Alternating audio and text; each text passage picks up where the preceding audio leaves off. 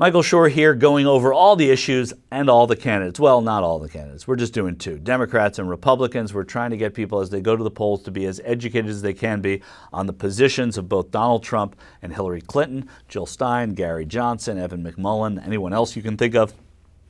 Those will be available too. I'm going to give you Trump and Clinton. Donald Trump, when it comes to budget and spending and the economy, he's going to be talking, and he has said that he wants to do this. He wants to add $4.5 trillion, which when you add interest to that is $5.3 trillion in debt in tax cuts. So he wants to cut taxes. And when you look at that number, that number on its own, not just the cuts, it's larger than the country's total economic production. So it's a number that confounds economists.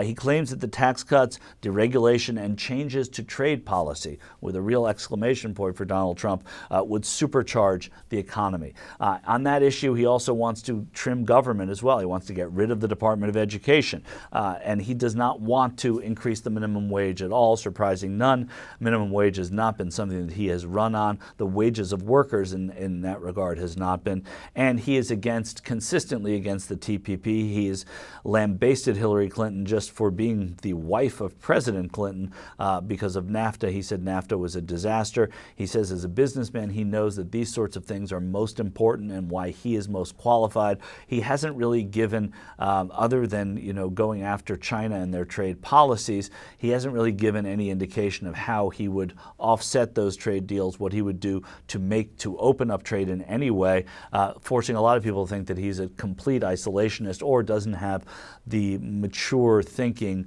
of an economist when it comes to this because of the irresponsibility of the tax cuts that he's proposing. When it comes to taxes, he's against increasing any kinds of federal taxes.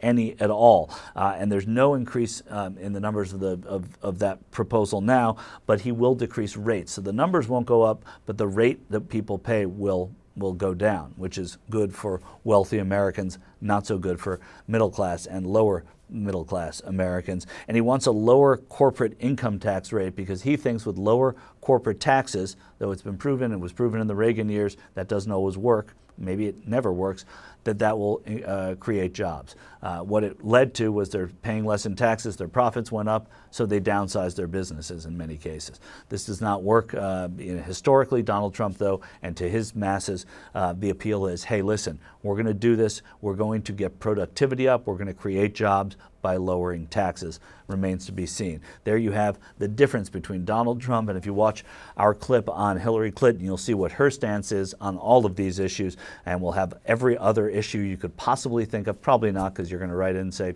no, there are other things you didn't talk about. It doesn't matter. I don't read the comments. Michael Shore, TYT.